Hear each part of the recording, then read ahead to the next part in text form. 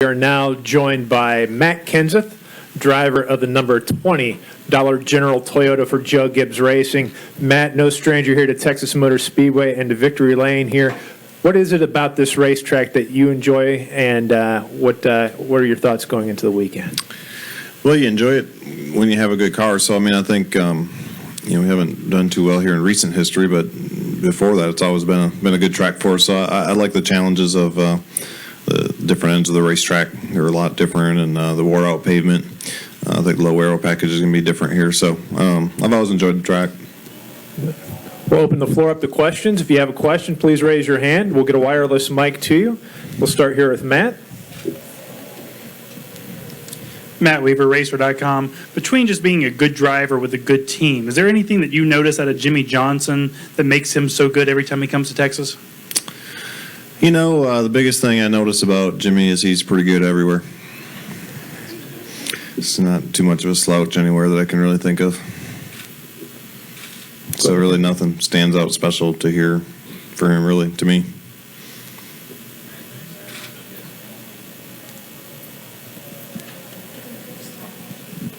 Oh, man, you broke the mic. I guess I did. Better than the camera, though, right? Yeah. James Harris, WSB and Race Week. Matt, a lot of the drivers, your fellow drivers, have become fathers here in recent years. I know you being a father of two girls. Could you talk about how parenthood has changed you, both as a person and how it maybe has affected you as a driver as well? I don't think it's affected me as a driver, really at all. I don't think that part. I don't think that part changes. I mean, as a person, a lot of things change. Obviously as they get older, and you do different things with them and all that. So, obviously it's been a lot of fun having the three little girls at home, and they get to come to the track sometimes and share your successes and failures with you, which is always more fun to have family there. We'll go over next to Jerry.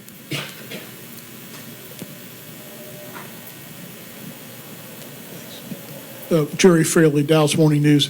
Matt, majority of baseball players say when they go to spring training they got to scrape rust off, and it takes a while. Did the extra time off you had between this season and last season cause any more rust that you had to scrape off, even though it was only 2 weeks? I didn't know the off season was any longer. That it was longer this year. Oh, no, I raced at Homestead. I don't think I'm very rusty. I think I'm all right. Yeah. Brad Gilly, PRN, Sirius XM. Is this like the sweet spot of your schedule? I mean, you've always been great here. Bristol, you're the defending winner. I was just thinking, not to interrupt you, but Kyle only raced a half a year last year, and he won a championship, so I don't think the rust thing holds any. Yeah, I was just thinking about it. So I still got another couple months before I got to really run good, I guess. But no, I know what you're saying. But no, I don't think so. Is this like the sweet spot of your schedule? Do you look at it that way? I mean, you won a bunch here, you won a bunch at Bristol, got Richmond, Kansas, Charlotte. I mean, all these places you've been to Victory Lane. I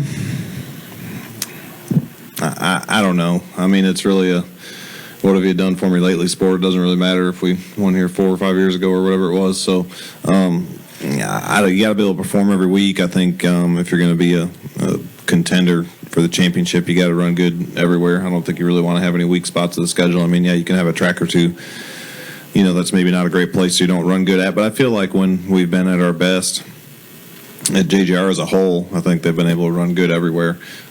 For us in the 20, I think we've been able to run good at most places. There's some places I obviously, Sears Point and maybe a few of those that aren't real great tracks for me, obviously. But other than that, I think when we've been at our best, we've been pretty well rounded. We've been able to win, short track races and, intermediate races as well. So,